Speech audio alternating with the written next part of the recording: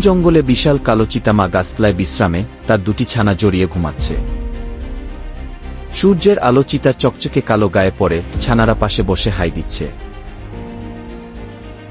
কালো চিতামা ছানাদের নিয়ে পাতার আড়ালে এগিয়ে চলেছে। এক নদীর ধারে থেমে যায় মা, ছানারাও নীরবে পাশে দাঁড়ায়, সতর্ক চাহনি। ঝোপের শব্দ হয়, চিতামায়ের কান খাড়া হয়, ছানারা ভয় পেয়ে তার পায়ের নিচে লুকায়। এক বিশাল অজগর বের হয়, চিতামা ছানাদের আড়াল করে দাঁড়ায়, গর্জন করে।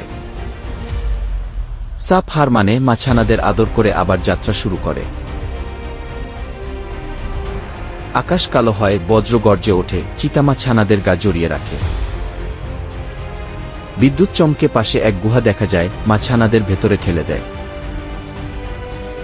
গুহার অন্ধকারে মা ছানাদের জড়িয়ে ঘুমায়, চোখ দুটি সবুজ আগুনের মতো।